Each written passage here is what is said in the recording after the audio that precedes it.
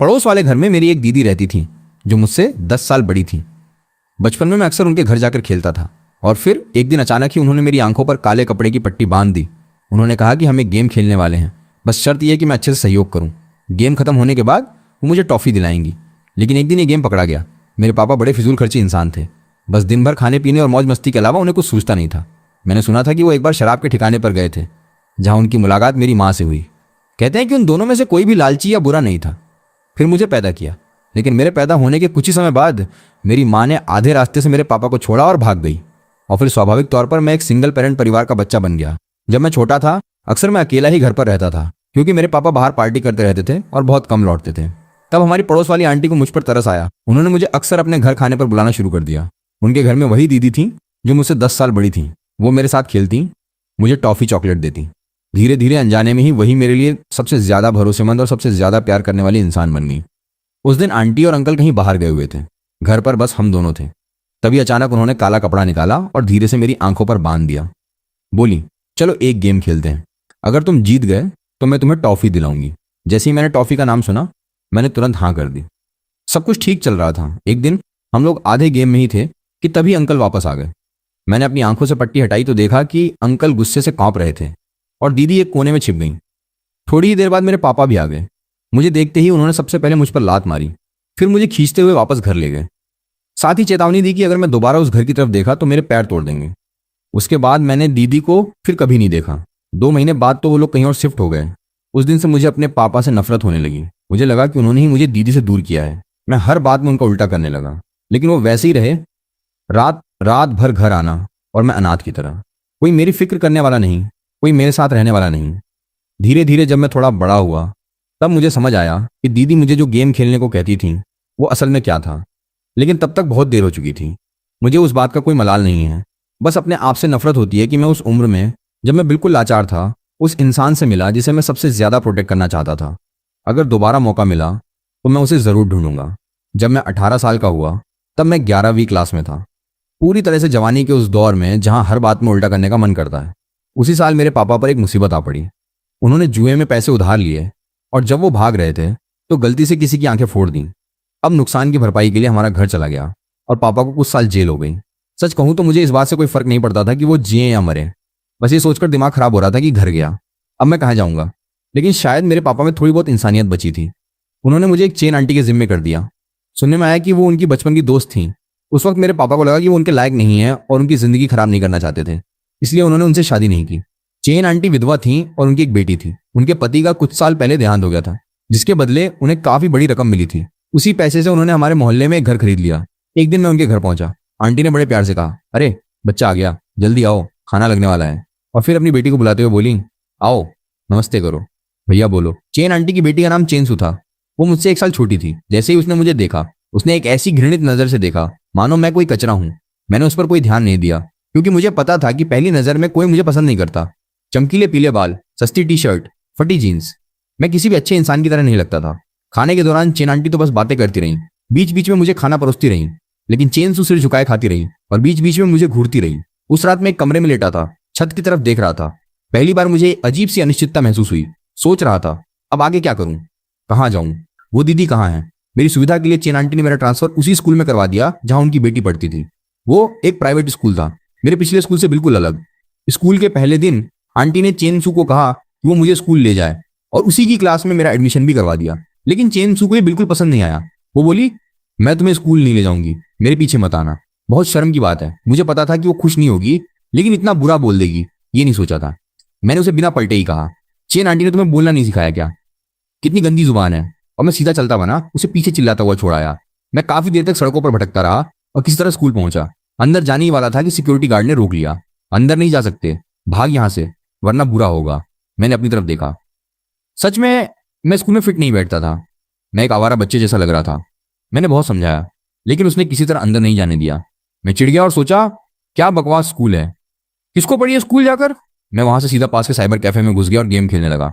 जब रात को घर लौटा तो चेन आंटी ने पूछा, क्यों नहीं गए स्कूल? चेनसू एक तरफ खड़ी थी, मुंह बनाए हुए। मैंने कहा, गार्ड ने अंदर नहीं घुसने दिया। आंटी ने मेरी तरफ देखा और सब समझ गई। बोली, कल मैं खुद लेकर जाऊंगी तुम्हें अगले दिन स्कूल में। आंटी ने क्लास टीचर से बात की और फिर चली गई। जैसे ही मैं क्लास में घुसा सारी नजरें मुझ पर टिक गईं। आखिरकार इन सब तथाकथित संस्कारी बच्चों के बीच मैं बिल्कुल अलग था। टीचर ने मुझे चेन सू के साथ बिठा दिया। वो घृणा से मुझे देख रही थी। मैंने बैठते ही फोन निकाला और बेंच के नीचे कुछ देखने लगा। चाहे टीचर कितनी भी मेहनत कर ले, मुझे एक शब्द समझ नहीं आता था। मेरे लिए पढ़ाई इस दुनिया की सबसे बड़ी यातना थी। मैं क्लास के बाद एक नॉवल पढ़ने में व्यस्त था कि तभी दो लड़के आकर मेरी बेंच पर पटकने लगे। तेरा चेंसू से क्या रिश्ता है? मैंने उन पर एक नजर डाली और सब समझ गया। इस उम्र में लड़के प्यार के चक्कर में पड़ने लगते हैं। हार्मोन्स उबल रहे होते हैं। शायद इन्हें चेनसू पसंद थी या फिर उसी ने इन्हें भेजा था। चेनसू का स्वभाव भले ही खराब था, लेकिन मानना पड़ेगा वो सच में खूबसूरत थी। लेकिन मुझे अपनी उम्र की लड़कियों में कोई दिलचस्पी नहीं थी। मैंने उन्हें अनदेखा करके फिर से नॉवल पढ़ना शुरू कर दिया। मुझे इग्नोर करते देख उन्हें लगा कि चेनसू के सामने उनकी इज्जत उतर रही है। उनमें से एक ने मेरे हाथ से फोन छीनने की कोशिश की और दूसरा चिल्लाया, हम तुमसे बात कर रहे हैं। मैं अचानक खड़ा हो गया। दोनों को धक्का देते हुए बोला, निकलो यहां से। वो कुछ और कहते, उसी वक्त घंटी बज गई। दोनों ने मुझे देखते हुए कहा, देख लेना, और अपनी सीटों पर चले गए। लेकिन असली मामला तब हुआ जब स्कूल छूटा। दोनों ने मुझे सीढ़ियों पर घेर लिया और दूर चेनसू खड़ी थी। चेहरे पर संतुष्टि का भाव था। उनमें से एक ने आकर मुझे धक्का देते हुए कहा, चेनसू से दूर रहना। इस बार मैं खुद पर से काबू नहीं रख पाया। मैंने उनकी जमकर पिटाई कर दी। चेनसू वहीं दूर सन रह गई। लेकिन मेरे लिए मारपीट तो रोज की बात थी। मैंने गुस्से से उसकी तरफ देखा। उस रात मैं चेन आंटी के घर नहीं लौटा। एक होटल में कमरा ले लिया। बिस्तर पर लेटे हुए मैं सोच रहा था। आंटी बार बार कॉल और मैसेज कर रही थी। पूछ रही थी कि मैं कहाँ हूं, लेकिन मैं उनसे बात नहीं करना चाहता था। मैंने फैसला किया कि अब मैं किसी के घर पर आश्रित होकर नहीं रहूंगा। मैं अकेला रहूंगा। स्कूल जाना छोड़ दूंगा। कोई काम ढूंढूंगा। थोड़े पैसे बचाऊंगा और फिर अपनी उस दीदी को ढूंढने निकलूंगा।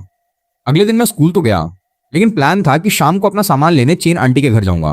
जैसे ही मैं क्लास में घुसा, माहौल कुछ अजीब था। सब मुझे देखकर फुसफुसा रहे थे। जैसे ही मैं अंदर आया, सन्नाटा छा गया। मैंने चेन सू की खाली सीट पर नजर डाली। फिर उसी दौरान जिस लड़के को मैंने मारा था, जिसके चेहरे पर अभी भी चोट के निशान थे, वो मेरे पास आया और ताना मारा, अरे ये तो वो जेलर का बेटा है।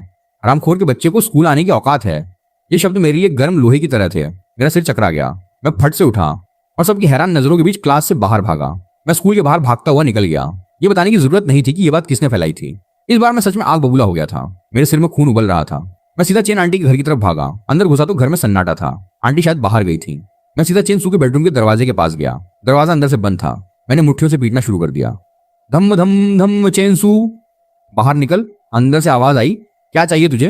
मैं चिल्लाया, तूने ही कहा ना, तूने ही बताया सबको कि मेरा बाप जेलर है।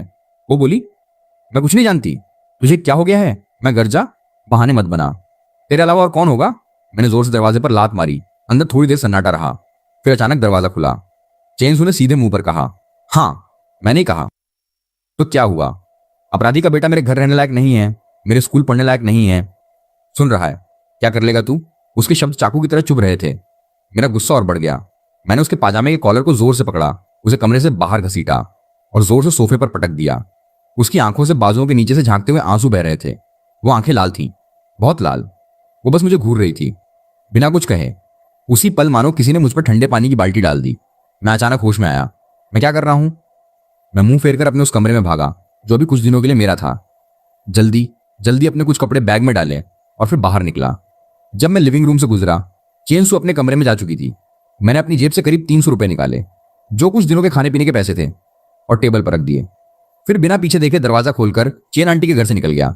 मैंने एक छोटा सा कमरा किराए पर ले लिया, जिसका किराया 600 रुपए प्रति महीना था। जल्द ही मुझे एक केटीवी में बतौर वेटर काम मिल गया। दिन की शिफ्ट में 100 रुपए, रात की शिफ्ट में 120 रुपए। जल्द से जल्द पैसे बचाने के लिए मैंने बिना सोचे रात की शिफ्ट चुन ली। उसके बाद चेन आंटी के फोन आते रहे, लेकिन मैंने कभी रिसीव नहीं किया। आखिर में उन्होंने मुझे 2 मैसेज किए, कुछ पैसे लौटाए थे। मैंने स्क्रीन पर बहुत देर तक देखा, लेकिन वो ट्रांसफर स्वीकार नहीं की। ये केटीवी शहर का सबसे बड़ा ठिकाना था। मैं अभी 1 हफ्ते भी काम नहीं किया था कि मैनेजर खुद मेरे पास आया, ऊपर से नीचे तक देखा और धीमी आवाज में बोला, तुम्हारा लुक कुछ खास है बेटा। कभी मर्द मॉडल बनने के बारे में सोचा है? कम काम, तेज पैसा। सच कहूं तो मेरे बाप में एक ही खूबी थी, उनका चेहरा सच में अच्छा था, और वही खूबी मुझे विरासत में मिली थी। लेकिन मैंने मना कर दिया। बस ये सोचकर ही मुझे झंझनाहट होती है कि उन बदसूरत चेहरों के सामने झूठी मुस्कान बनाकर रखनी है और उनकी हरकतें सहनी है।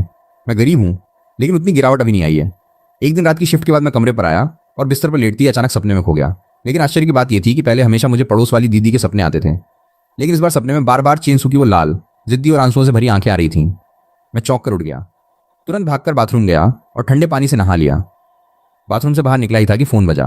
स्क्रीन पर 3 शब्द झिलमिला रहे थे, चेन आंटी। मेरा दिल जोर से धड़का। मैं अपने आप से पूछ रहा था, कहीं मैं इतना हैवान तो नहीं हो गया। काफी देर हिचकिचाने के बाद जब फोन बंद होने ही वाला था तो मैंने बुरी तरह से रिसीव किया। दूसरी तरफ से चेन आंटी की आवाज हमेशा की तरह मुलायम थी। जियाओ यू, मुझे 1 हफ्ते के लिए अचानक काम से बाहर जाना हो रहा है। चेन सू घर पर अकेली है, मुझे चैन नहीं पड़ रहा है। प्लीज मेरी मदद कर दो, उसका ध्यान रखना। अंत में उन्होंने मुझे सीधे 2000 रुपये ट्रांसफर भी कर दिए। मैंने स्क्रीन पर उस नंबरों की कतार को देखा और फिर उस सपने को याद किया। मेरे दिल में मिली जुली भावनाएं थीं।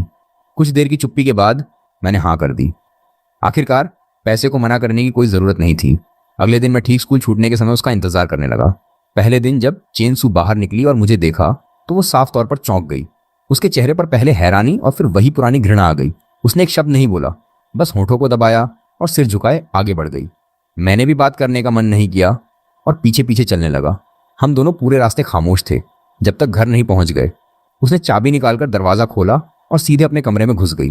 मैं थोड़ी देर लिविंग रूम में खड़ा रहा, फिर नीचे दुकान से खाने का एक पैकेट और एक बोतल दूध ले आया और टेबल पर रखकर चलता बना। मुझे केटीवी में अपनी रात की शिफ्ट पर जाना था। अगले दिन, तीसरे दिन, चौथे दिन यही सिलसिला था। वो घर आती, अपने कमरे में जाती, मैं खाना रख देता और चला जाता।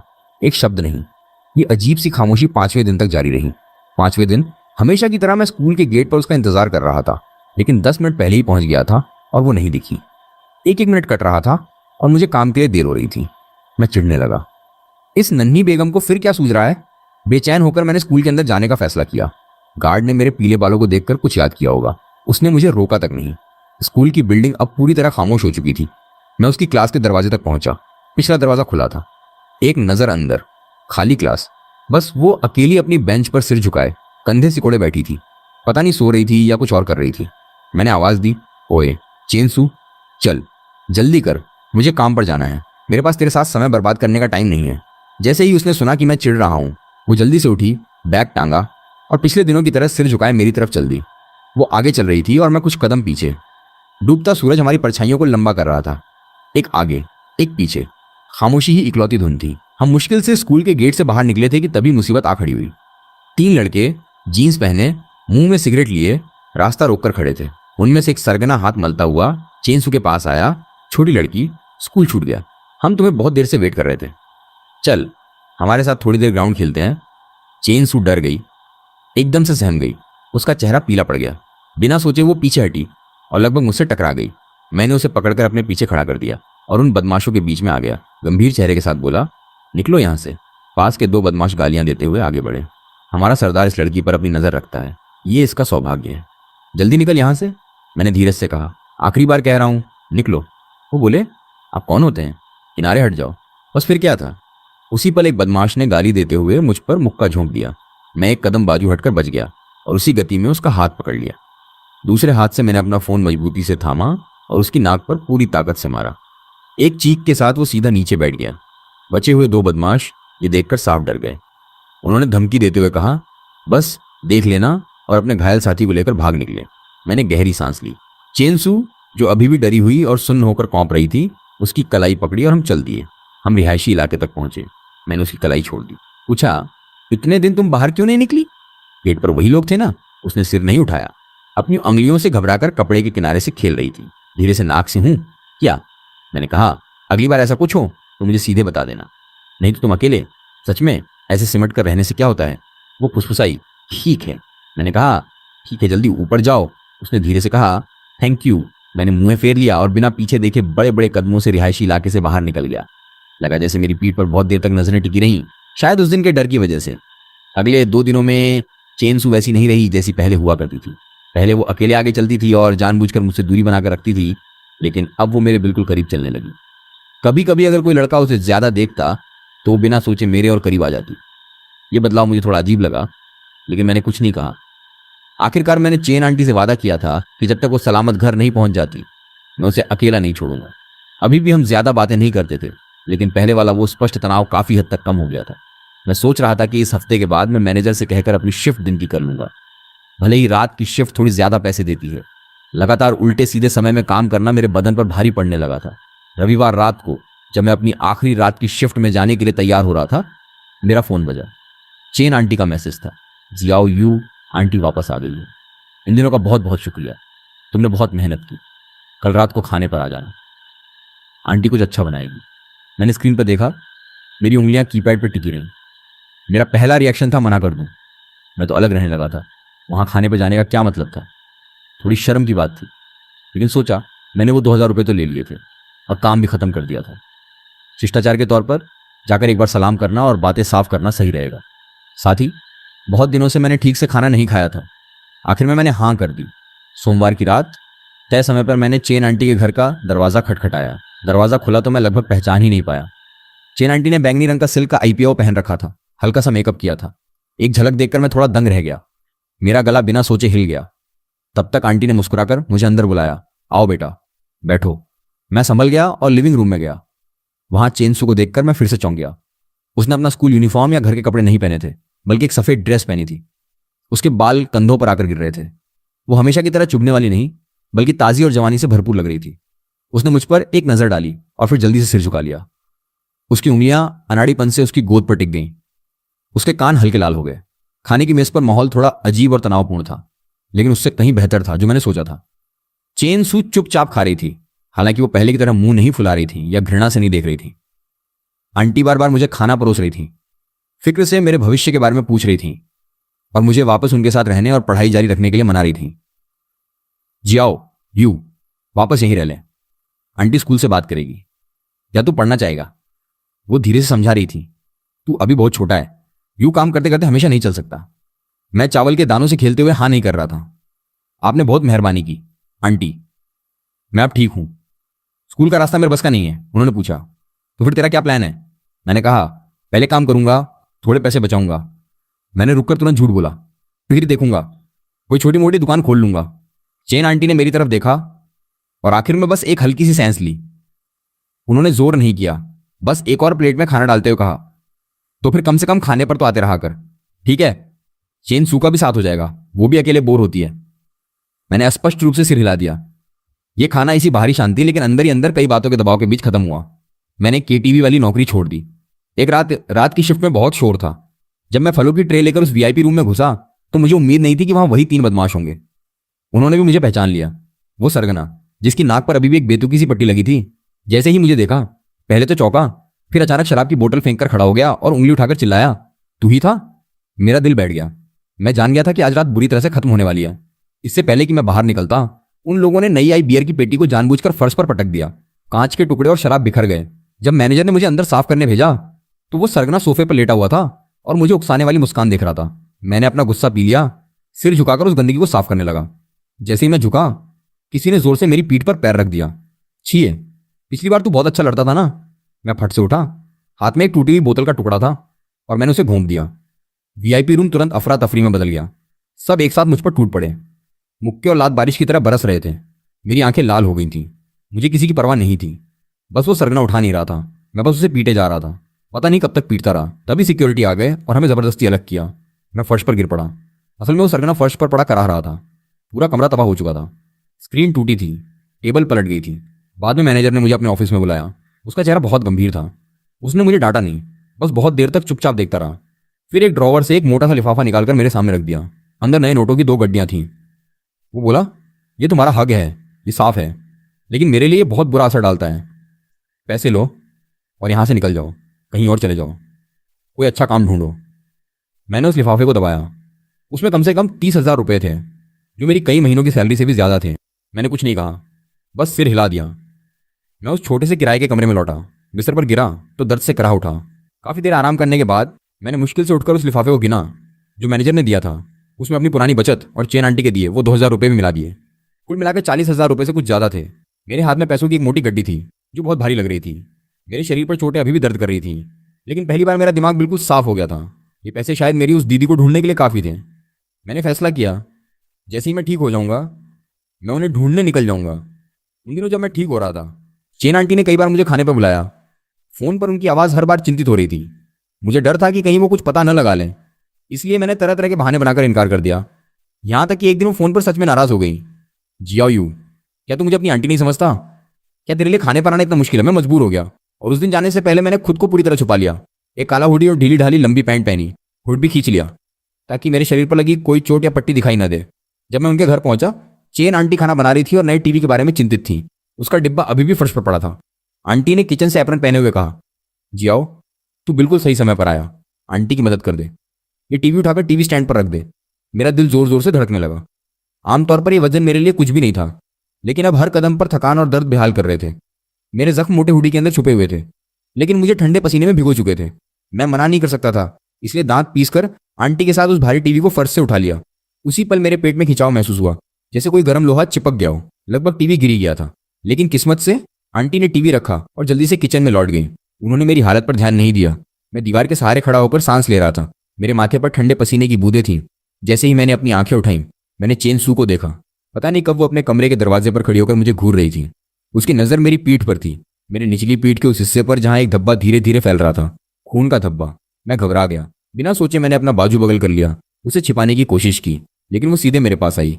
एक शब्द न बोलती हुई उसने मेरी कलाई पकड़ ली। मैं अवाक रह गया। उसे अपने उस कमरे में ले जाने दिया जहां हल्की सी खुशबू आ रही थी। उसने एक हाथ से दरवाजा बंद किया, अलमारी के नीचे से एक छोटा सा फर्स्ट एड बॉक्स निकाला और बोली, तुम फिर से किसी से लड़े? उसकी आवाज़ बहुत धीमी थी, उसमें एक जटिल भावना थी, जैसे डांट भी रही हो और कुछ और भी। उसने बिस्तर की तरफ इशारा करते हुए कहा, बैठो। मैं वहीं खड़ा रहा, डर रहा था कि कहीं मेरा खून उसकी साफ सुथरी चादरों पर न लग जाए। उसने सख्त लहजे में फिर कहा, बैठो। उसमें कोई इनकार करने की गुंजाइश नहीं थी। उसने हाथ बढ़ाकर मुझे बिस्तर के किनारे पर बैठा दिया। बॉक्स खोला, आयोडीन, कैंची और पट्टी निकाली। उसके हाथ थोड़े अनाड़ी थे, लेकिन बेहद सावधानी से। जैसे ही उसने मेरी टी शर्ट का किनारा उठाया, वो हाँफ उठी। कपड़ा जख्म से चिपक गया था और उसे धीरे से अलग करना पड़ा। उसने उस भयानक घाव को देखा। उसकी भौहें तन गईं। वो इतनी एकाग्रता से देख रही थी, मानो कोई बहुत बड़ा काम कर रही हो। मैं नीचे देख रहा था। उसका साइड प्रोफाइल बहुत करीब था। उसकी लंबी लंबी पलकें हिल रही थीं। वो बहुत धीरे सांस ले रही थी, जैसे मुझे चोट पहुंचाने से डर रही हो। सच कहूं तो चेनसू वाकई खूबसूरत थी।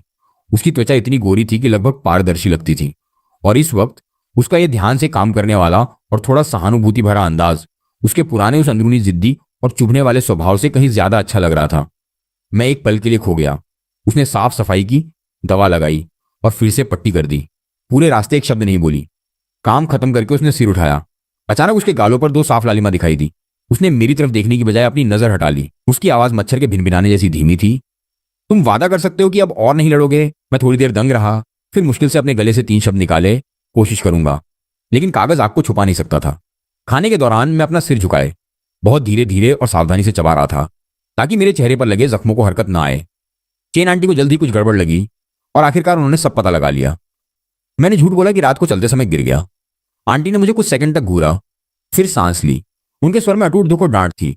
बेटा, तू हमेशा इतना लापरवाह रहता है, अकेला रहता है, अपना ख्याल रखना भी नहीं जानता। इस बार मत जिद करना, यही रहे जब तक तेरे जख्म पूरे नहीं हो जाते। मैं अभी भी मना करने ही वाला था कि इस बार वो सच में नाराज हो गई। उनके लहजे में कोई बहस की गुंजाइश नहीं थी।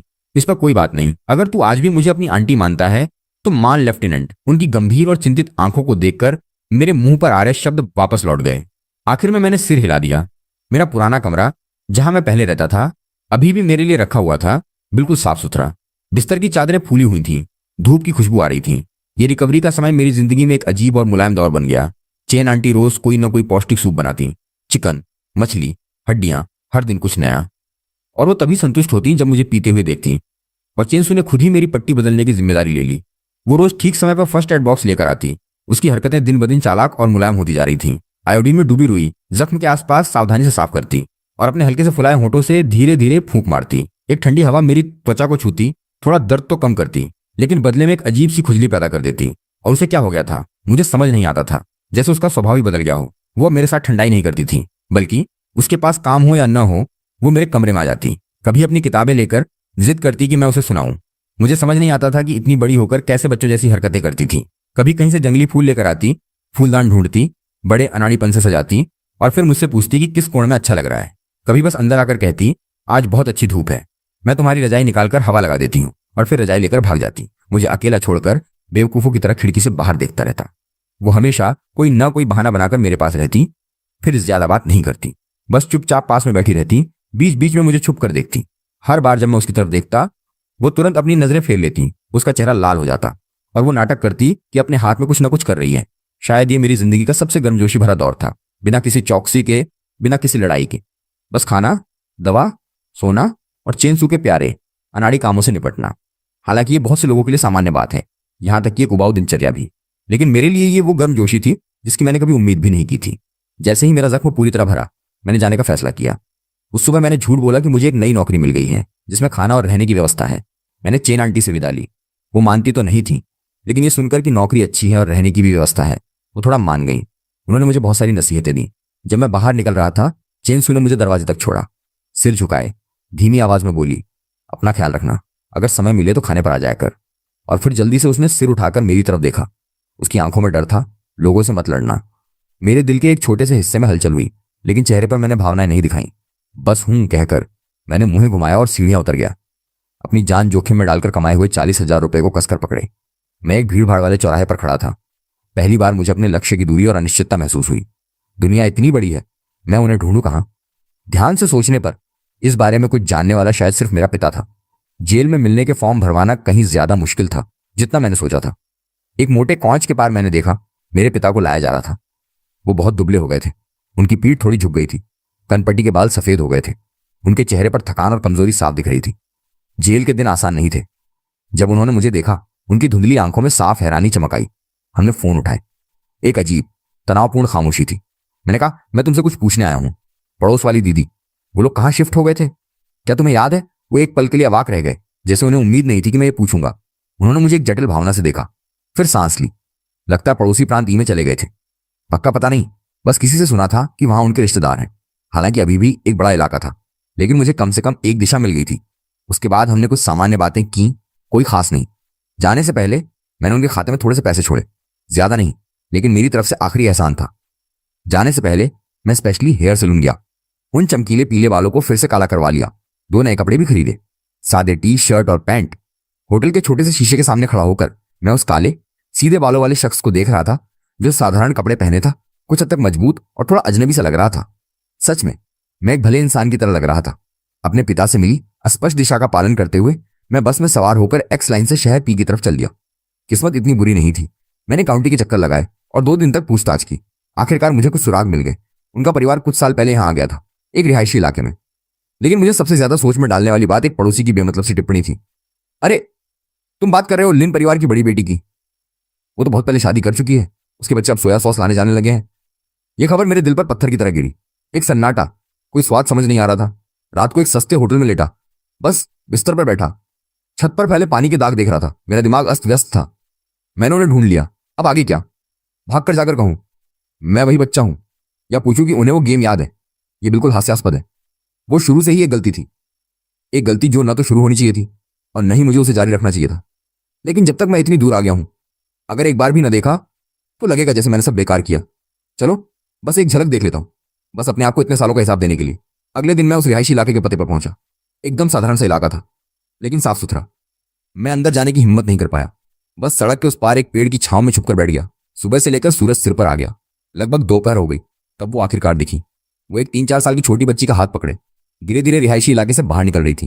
वो उस तस्वीर से बिल्कुल अलग लग रही थी जो मेरे दिमाग में थी। उन्होंने एक साधारण घर की ड्रेस पहनी थी, बाल बेतरतीब से बांधे थे, लेकिन उनके चेहरे पर एक बहुत ही मुलायम मुस्कान थी। वो ध्यान से उस बच्ची की बातें सुन रही थी। सूरज की रोशनी उन पर पड़ रही थी। वो बहुत शांत और बहुत खुश लग रही थी। मैं दूर से उन्हें देखता रहा कि वो बच्ची के साथ इलाके के हरे भरे हिस्से में खेल रही हैं और फिर धीरे धीरे वापस जा रही हैं, जब तक उनकी परछाई बिल्डिंग के गेट में गायब नहीं हो गई। मेरे दिल पर इतने सालों से जो पत्थर पड़ा था वो अचानक ढीला लगा और फिर चुपचाप नीचे लुढ़क गया। न वो जोश था जो मैंने सोचा था, न गुस्सा, बस एक अजीब सा खालीपन और राहत थी। मैंने उन्हें देख लिया और ये ही था। मैंने गहरी सांस ली और बस स्टॉप की तरफ मुड़ गया। अब घर लौटना चाहिए। मैं चेन आंटी के घर लौटा। जैसे ही मैंने दरवाजा खोला, माँ बेटी दोनों सन्न रह गई। चेन आंटी ऊपर से नीचे मेरा मुआयना कर रही थी। उनकी आंखों में हैरानी और संतोष था। चेन सू तो जैसे खोई हुई सी लग रही थी। उसके गाल हल्के लाल हो गए और फिर उसने अनजाने में अपने होंठ काट लिए। वो चमकीले पीले बालों वाला चुभने वाला युवक जा चुका था। शीशे में जो शख्स था उसके सीधे काले बाल थे, सादी टी शर्ट और पैंट। मुझे भी वो एक अजनबी लग रहा था। मैं बचे हुए पैसों का हिसाब लगा रहा था। क्या छोटा सा व्यवसाय शुरू करूं या कुछ और? तभी चेन आंटी ने कहा, जियाओ यू, आंटी की सुन, वापस स्कूल जा, कम से कम हाई स्कूल तो खत्म कर, एक डिप्लोमा तो ले ले, यही सही रास्ता है। मैंने माथे पर बल डालते हुए घुर्राया। मैं अभी भी अंदर ही अंदर उलझन में था। उन पुरानी बेकार किताबों के पास लौटना लड़ाई से भी ज्यादा थका देने वाला था। तभी अप्रत्याशित रूप से चेन सू भी पास आकर धीरे से बोली, वापस स्कूल जाओ। उसने चमकती आंखों से मुझे देखा, थोड़ी सी उम्मीद के साथ। उन दोनों को देखकर मैंने अचानक सोचा, शायद कोशिश करना इतना बुरा नहीं होगा। आखिर में मैंने सांस ली और सिर हिला दिया। ठीक है, आप लोग जैसा कहो। सच में चेन सू की आंखें तुरंत जगमगा उठी। उसके होठों के कोने बिना रुके ऊपर उठ गए। वो पूरी तरह निखर गई। तो मैं फिर से स्कूल लौट आया। रोज रोज किताबों से सिर फोड़ना, सुबह जाना और शाम को वापस आना। लेकिन ये सब पहले से बिल्कुल अलग था। अब हर दिन स्कूल आते जाते चेन सू अब आगे आगे नहीं चलती थी, बल्कि मेरे बिल्कुल बगल में, इतनी करीब कि हमारे बाजू कभी कभी छू जाते। क्लास में कभी कभी मुझे लगता कि कोई एक तरफ से मुझे देख रहा है। जब मैं सिर घुमाता तो पाता कि वही है, बिना किसी वजह अपने आप मुस्कुरा रही है। उसकी आंखों में चमक है। मैं धीमी आवाज में कहता, क्या देख रही हो पगली? और उसके माथे पर एक उंगली से हल्का सा मारता। वो तुरंत होश में आती। उसके गालों पर लाली छा जाती। शर्म और चिढ़ से वो मेरे बाजू पर एक मुक्का मारती, जोर से नहीं, बल्कि जैसे गुदगुदी कर रही हो। वो बोलती, तेरा कोई बाप नहीं, और फिर जल्दी से मुंह घुमाकर नाटक करती कि किताब पढ़ रही है। एक दिन छुट्टी के दिन चेन सू हिचकिचाते हुए मेरे पास आई और पूछा कि क्या मैं उसके साथ बाहर घूमने चलूंगा। ये पहली बार था जब किसी लड़की ने मुझे बाहर जाने को कहा था। मुझे एक अजीब सी अनुभूति हुई जिसे मैं बयान नहीं कर सकता। वैसे भी मेरे पास करने को कुछ नहीं था, इसलिए मैंने हाँ कर दी। वो सारी सुबह अपने कमरे में सजती धजती रही। जब वो बाहर निकली तो मैं एक पल के लिए चकाचौंध हो गया। उसने एक बहुत ही सादा स्किन कलर की ड्रेस पहनी थी। बड़े ध्यान से बाल बनाए थे। उसके चेहरे पर एक शर्मीली लेकिन उम्मीद से भरी मुस्कान थी। उसने तुरंत मेरा हाथ पकड़ा और बाहर चल दी। चलो चलो, क्या देख रहे हो? सच कहूं तो किसी लड़की के साथ शॉपिंग करना मेरी जिंदगी की सबसे थकाने वाली चीजों में से एक था। चेन सू की ऊर्जा डरावनी थी। वो एक दुकान से दूसरे दुकान में भागती और ऊपर से जिद करती कि मैं बिल्कुल उसके पास चिपका रहूं और उसे मेरी राय दूं। मैं बस कोई जगह ढूंढ कर लेट जाना चाहता था। आखिरकार खाने का समय हुआ। वो स्ट्रॉ चूसते हुए बोली, आज दोपहर बाद कहाँ चलना चाहते हो? मैं अवाक रह गया। पहले मैं अपने छुट्टी के दिन लड़ाई करता था या साइबर कैफे में बैठता था, कहाँ जाता था, लेकिन मैं उसे साइबर कैफे में सिगरेट के धुएं के बीच नहीं ले जा सकता था, है ना? तभी मुझे सड़क पर लगा एक्वेरियम का विज्ञापन याद आया। वो चमकीला नीला था, कुछ नया और अलग लग रहा था। साथ ही मैं खुद भी कभी वहां नहीं गया था। हम एक्वेरियम गए। बिल्कुल विज्ञापन जैसा, अंदर बहुत बड़ा और सुंदर था। नीली रोशनी पानी की लहरों में झूल रही थी। तरह तरह की मछलियां इधर उधर तैर रही थी। चेन सू को अपनी आंखों पर भरोसा नहीं हो रहा था। उत्तेजना में वो मेरी कलाई पकड़कर एक टैंक से दूसरे टैंक तक दौड़ती रही। डॉल्फिन के शो के दौरान भी वो बातें करती रही, लेकिन मुझे लगातार महसूस हो रहा था कि कोई मुझे देख रहा है। सिर घुमाया तो वही थी, बेवकूफों की तरह मुस्कुरा रही थी। मैंने पूछा, इतना क्यों देख रही हो? वो मुस्कुराते हुए, आंखें मिचकाते हुए बोली, तुझे नहीं बताना। फिर करीब आकर धीमी आवाज में बोली, आज रात मेरे साथ एक और फिल्म देखने चलोगे प्लीज? मैंने कहा, ठीक है। अंत में उसने एक रोमांटिक फिल्म चुन ली। मुझे इस तू मैं वाली फिल्मों से बिल्कुल कोई दिलचस्पी नहीं थी। थोड़ी देर में मैं सीट के सहारे लेटकर सो गया। नींद में मुझे अपने हाथ के पीछे कुछ गर्म और मुलायम छूता हुआ महसूस हुआ। मैंने आंख खोली तो देखा चेन सू का हाथ धीरे से मेरे हाथ पर था। उसने अपना सिर बगल में घुमा रखा था और फिर से उसी अंदाज में मुझे देख रही थी। उसकी आंखें एक्वेरियम की सबसे साफ लहरों की तरह चमक रही थी। हवा अचानक थोड़ी घनी हो गई। आसपास की सारी आवाजें धुंधली हो गई। उसके गाल लाल थे। उसने पलकें झपकाई और अचानक हिम्मत जुटाते हुए फिर तुरंत पीछे हट गई। हालांकि उसके कानों की लाली उसके घबराहट को छुपा नहीं पा रही थी। मैं बिल्कुल अवाक खड़ा रहा। उस गर्म नम एहसास को मैं अपने होठों पर महसूस कर रहा था, जैसे कोई परी मेरे दिल को गुदगुदा रही हो। एक अजीब सी, थोड़ी अद्भुत सी अनुभूति। जब हम इलाके के पास वाले पार्क में पहुंचे तो उसने अचानक मुझे एक बेंच पर घसीट लिया। उसने सिर झुकाया। उसकी आवाज मच्छर की तरह धीमी थी, मुझे माफ कर देना, मैंने उस समय सही नहीं किया था। मैंने पूछा, किस लिए? वो बोली, स्कूल में जब मैंने तुम्हारे पिता के बारे में कहा था, मैं बहुत बुरी थी उस दिन। उसकी आवाज में पछतावा था। मुझे अचानक थोड़ी अजीबता महसूस हुई। मैंने अपने बाल खुजलाते हुए कहा, उस बात ने मुझे गुस्सा दिलाया था। मैं तुम्हें चोट पहुंचाने ही वाला था। बाद में सोचा तो लगा मैं उस समय पूरी तरह बेवकूफ था। कोई बात नहीं, मैंने बहादुर बनकर अपना चेहरा फेर लिया। बहुत पहले भूल चुका हूं। लगा जैसे वो थोड़ी हल्की हो गई। मैंने सोचा भी नहीं था कि चेन सू जैसी लड़की कोई राज नहीं रख सकती। कुछ ही दिनों में उसने सब कुछ अपनी मां को बता दिया। उस दिन चेन आंटी ने मुझे स्पेशली लिविंग रूम में बुलाया। उनका चेहरा काफी गंभीर था। मैं बहुत घबरा गया था। सोच रहा था डांट पड़ेगी, लेकिन उन्होंने सांस ली और असामान्य रूप से मुलायम लहजे में कहा, जियाओ, यू आंटी पुराने ख्यालों वाली नहीं हूं। मुझे खुशी है कि तुम दोनों एक दूसरे को पसंद करते हो। सच में खुशी है। मैं अवाक रह गया। थोड़ा विश्वास नहीं हुआ। वो थोड़ा सख्त होते हुए बोली, लेकिन तुम्हारा सबसे बड़ा काम अभी पढ़ाई है। आंटी से वादा करो कि तुम अच्छे से पढ़ोगे, यूनिवर्सिटी में दाखिला लेने की पूरी कोशिश करोगे, तभी तुम भविष्य में सू चेन सू को अच्छी जिंदगी दे पाओगे, समझे? मैंने उनकी उम्मीद और भरोसे से भरी आंखों को देखा और सिर हिला दिया। अब तो चेंसू और भी ज्यादा सत्ताधारी हो गई थी। स्कूल के बाद समय पर घर लौटना, किसी दूसरी लड़की से एक शब्द भी ज्यादा बोल दिया तो उसके होंठ इस तरह फूल जाते थे मानो उस पर तेल की बोतल लटका दी हो। और सबसे बड़ी बात थी पढ़ाई। वो मेरे पीछे पड़ जाती, रोज मेरी जान निकाल देती, मुझसे सवाल हल करवाती और शब्द याद करवाती। वो मुझसे भी ज्यादा मेरी चिंता करती थी। पढ़ाई के अलावा मैं बाकी सब कुछ नाश कर सकता था, लेकिन ये पढ़ाई सच में मेरी जान ले रही थी। इस मीठी यातना के बीच दिन तेजी से बीत रहे थे। 2 साल पलक झपकते ही बीत गए। गाँव यूनिवर्सिटी एंट्रेंस एग्जाम के नतीजे आए, सब कुछ साफ हो गया। मेरा एक बेहतरीन यूनिवर्सिटी में दाखिला हो गया। मेरी माँ यानी चेन सू ने सबकी उम्मीदों के उलट अपने कॉलेज के पास ही एक साधारण सेकंड ईयर कॉलेज में दाखिला ले लिया।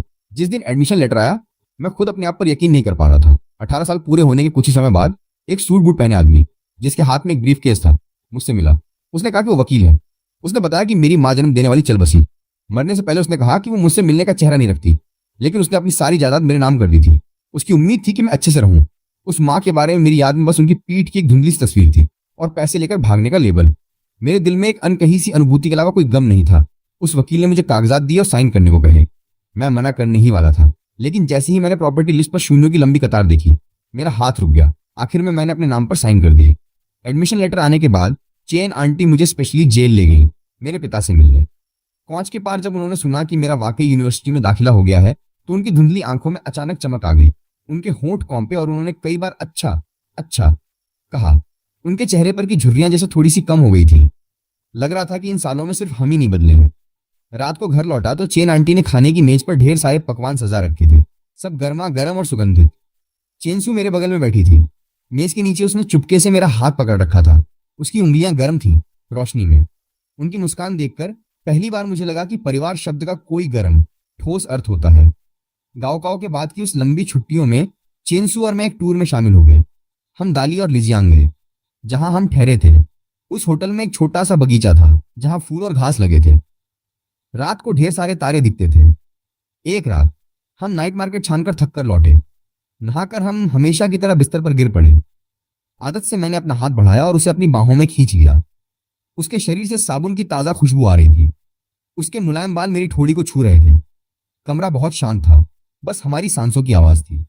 अचानक वो मेरी बाहों में करवट बदलकर सीधे मेरे सामने हो गई। अंधेरे में मैं साफ महसूस कर सकता था कि उसकी गर्म सांसें मेरे गालों को छू रही थी। उसकी आंखें चमक रही थी। मैं खुद पर काबू नहीं रख पाया और झुककर उसे किस कर लिया। वो एक पल के लिए सन्न रह गई, फिर उसने आज्ञाकारी ढंग से अपनी आंखें बंद कर ली। बस जब मैं रुकने ही वाला था, उसने अचानक अपनी बाहें बढ़ाकर मेरे गले को कसकर जकड़ लिया और मुझे जाने नहीं दिया। फिर उसने अपना गर्म चेहरा मेरी गर्दन की दरार में छुपा लिया और धीरे से मेरे कान में फुसफुसाई, जारी रखो। उस रात हम दोनों ने एक दूसरे को वो सबसे मुलायम, सबसे गर्म चीजें दे दी।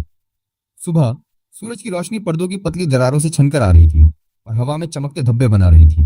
मैं बहुत पहले उठकर करवट लेकर चेंसू को देख रहा था, जो अभी भी मेरे बगल में गहरी नींद में थी। वो गहरी नींद में थी। उसकी पलकें धीरे धीरे हिल रही थी। मैंने धीरे से उसके माथे से बालों का एक लट हटाया। मेरा दिल एक अजीब सी अतुलनीय खुशी से भर गया, लेकिन उसके तुरंत बाद डर की एक और लहर आई।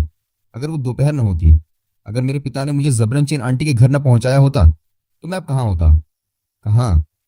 शायद अभी भी किसी अंधेरे साइबर कैफे में गेम खेल रहा होता, या किसी गंदी जगह पर कुछ 100 रुपयों के लिए लोगों से लड़ रहा होता, एक बेजड़ पत्ते की तरह, हमेशा ढूंढता, हमेशा खोता। वो और चेन आंटी ही थी जिन्होंने मुझे उस गंदे रास्ते से बाहर निकाला। उन्होंने मुझे एक ऐसी छत दी जिसे मैं घर कह सकता था। उन्होंने मुझे एक ऐसा भरोसा और बिना शर्त की गर्मी दी जिसने मेरी लगभग बर्बाद हो चुकी जिंदगी को एक सही रास्ता दिखाया। यहां तक कि भविष्य से झांकती रोशनी भी मैं देख सकता था। मैंने धीरे से सांस ली और उसे और भी कसकर बाहों में भर लिया। उसने बेहोशी से कुछ बुदबुदाया और अपने आप मेरी बाहों में सिमट कर और भी अच्छी तरह से सो गई। कॉलेज के 4 साल उंगलियों से रेत की तरह फिसल गए। चेंसू और मैं उसी शहर में रुके रहे। उसके अच्छे नंबर थे और उसका उसी यूनिवर्सिटी में मास्टर्स प्रोग्राम के लिए सिलेक्शन हो गया। मैंने उस अप्रत्याशित विरासत और उसकी सख्त निगरानी की बदौलत किसी तरह ग्रेजुएशन किया। फिर मैंने कुछ क्लासमेट्स के साथ मिलकर एक छोटी सी कंपनी शुरू की और काफी अच्छा चल निकला। ग्रेजुएशन के 1 साल बाद मैंने चेंसू से शादी का प्रस्ताव रखा। कोई बड़ा शो नहीं था। उसी घर में जहां हमने पहली बार साथ खाना खाया था। मैं एक घुटने पर बैठा, अंगूठी थामे, बस शब्द निकलने ही वाले थे कि उसकी आंखों से आंसू गिरने लगे। वो रो भी रही थी और हंस भी रही थी। उसने अपना हाथ बढ़ाया और जोर जोर से सिर हिलाया। चेन आंटी एक तरफ आंसू पोंछ रही थी, लेकिन उनके चेहरे पर चमक थी। उसी साल मेरे पिता की सजा खत्म हुई और वो रिहा हो गए। मैं उन्हें लेने गया। उन्होंने वही पुराने बेढंगे कपड़े पहने थे जो उन्होंने जेल में पहने थे। हाथ में एक पुराना यात्रा बैग था और जेल के मुख्य द्वार पर खड़े होकर वो भीड़ भाड़ वाले ट्रैफिक को असमंजस में देख रहे थे। जेल के सालों ने उनकी ताकत और उनकी बेचैनी को खत्म कर दिया था। उनकी पीठ थोड़ी झुक गई थी और उनकी आंखों में एक शर्म और थकान थी जो मैंने पहले कभी नहीं देखी थी। जब उन्होंने मुझे देखा तो उनके मुंह से मेरा नाम निकलना चाहा, लेकिन वो हिचकिचाए। मैंने पास जाकर उनके हाथ से बैग लिया और पुकारा, पापा। वो एक पल के लिए चौंके और उनकी आंखें तुरंत लाल हो गई। बार बार सिर हिलाया। मैंने उनके लिए वहीं पास में एक छोटा सा घर किराए पर ले लिया जहां चेंसू और मैं रहते थे। दिन शांति से लेकिन ठोस तरीके से बीत रहे थे। मेरे पिता को एक रिहायशी इलाके में गार्ड की नौकरी मिल गई और वो बहुत लगन से काम करते थे। हर दिन खुशी खुशी सुबह निकल जाते थे। कहते थे कि ये नौकरी अच्छी है, लोगों से मिलना होता है और दिमाग शांत रहता है। चेंसू और मैं अपने अपने काम और पढ़ाई में व्यस्त थे। अगले साल जब उसकी मास्टर्स खत्म हो जाएगी तो हम शादी करेंगे और बड़े धूमधाम से मनाएंगे। मैं, जो पहले अंधेरे में कैद एक जानवर की तरह था, पूरी दुनिया से लड़ता था। सोचता था कि मेरी जिंदगी बस यही है।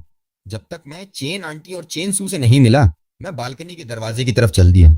दरवाजे के फ्रेम पर झुककर मैं उन्हें देख रहा था। मेरा अतीत एक अस्त व्यस्त कोहरा था, लेकिन मेरा भविष्य इतना साफ और गर्म कभी नहीं रहा था।